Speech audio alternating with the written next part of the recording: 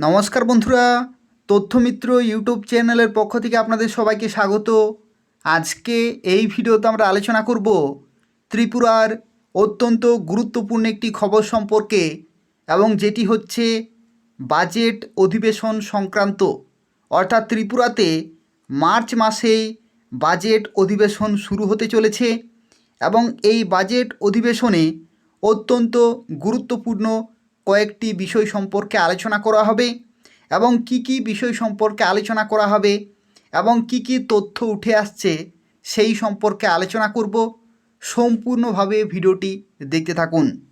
তো দেখুন, ত্রিপুরাতে আগামী যে বাজেট অধিবেশন শুরু হতে চলেছে সেখানে বকেয়া 22% ডিএ, এটা কিন্তু কর্মচারীদের জন্য অত্যন্ত গুরুত্বপূর্ণ এবং চর্চিত বিষয় রয়েছে, যেখানে কেন্দ্রীয় সরকার এবং রাজ্য সরকারের মধ্যে যে ডিএর যে ব্যবধান সেটা হচ্ছে 22%, এবং এই 22% বিষয় নিয়েও কিন্তু চর্চা করা হবে এই অধিবেশনে।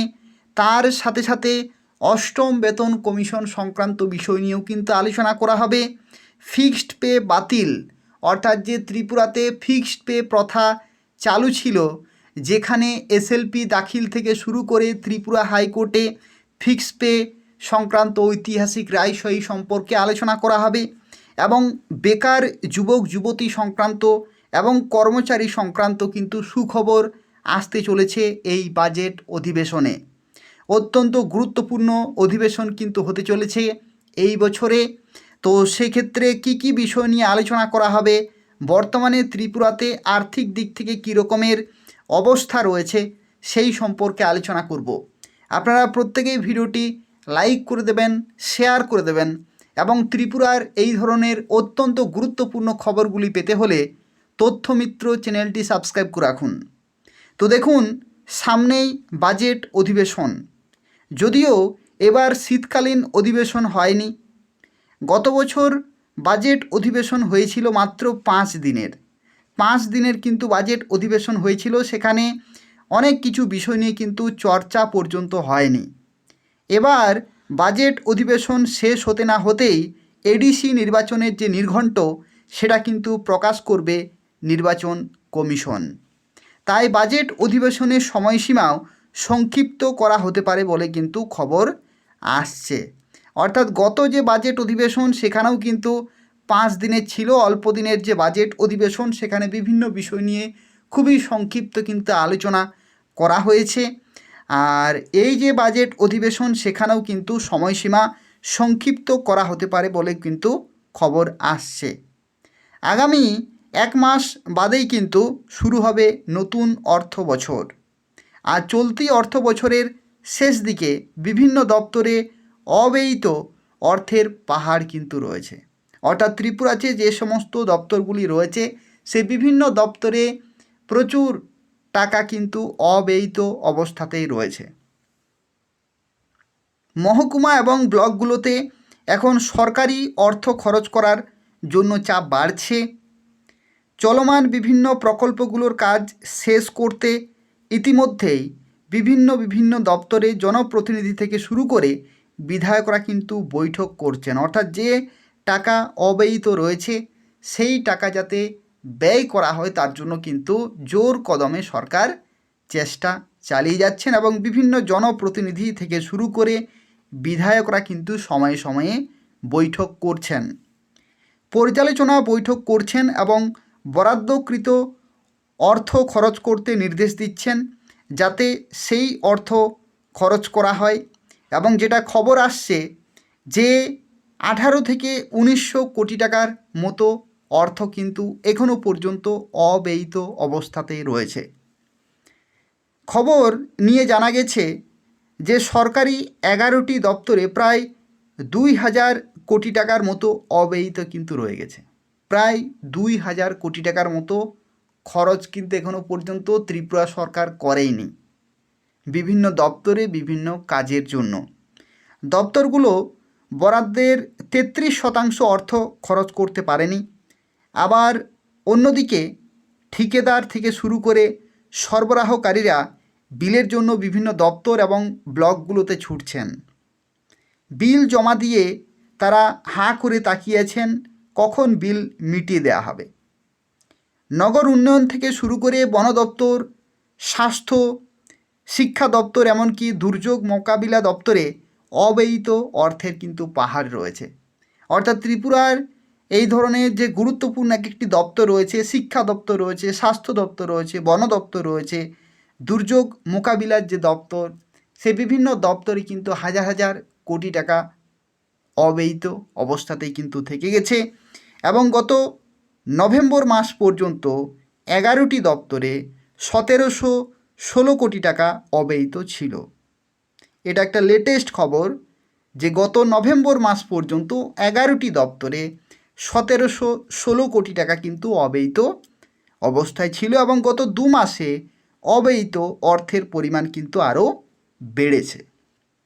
নগর উন্নয়ন, বন দপ্তর, স্বাস্থ্য এবং শিক্ষাতেও কোটি কোটি টাকা কিন্তু অব্যয়িত অবস্থাতেই পড়ে আছে।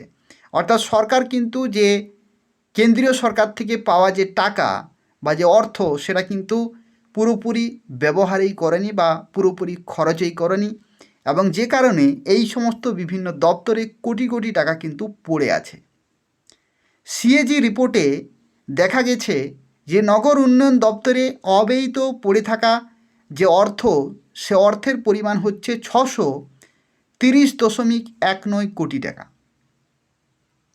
এটা হচ্ছে নগর উন্নয়ন দপ্তরে। বন দপ্তরে অব্যয়িত অর্থের যে হিসাব, সেটা হচ্ছে 214.52 কোটি টাকা। স্বাস্থ্য দপ্তরে বাৎসরিক বরাদ্দের 224.92 কোটি টাকা খরচ করতে পারেনি বিজেপি শাসিত ত্রিপুরা সরকার। মাধ্যমিক শিক্ষা দপ্তর বরাদ্দ অর্থের পরিমাণ 749.42 কোটি টাকা ব্যয় করতে পারেনি। এই হিসাব গত বছরের ডিসেম্বর মাস পর্যন্ত, অর্থাৎ ডিসেম্বর 2025 পর্যন্ত এই হচ্ছে সূত্রের খবর। এবং গত 1.5 মাসে অব্যয়িত অর্থের পরিমাণ কিন্তু আরও বেড়েছে। ঠিক আছে, অর্থাৎ এই যে ফেব্রুয়ারি মাস পর্যন্ত এই অব্যয়িত অর্থের পরিমাণ কিন্তু আরও বেড়েছে। দক্ষতা উন্নয়ন দপ্তরে 15.95% অর্থ কিন্তু খরচ করতে পেরেছে মাত্র। 86% অর্থই কিন্তু অব্যয়িত।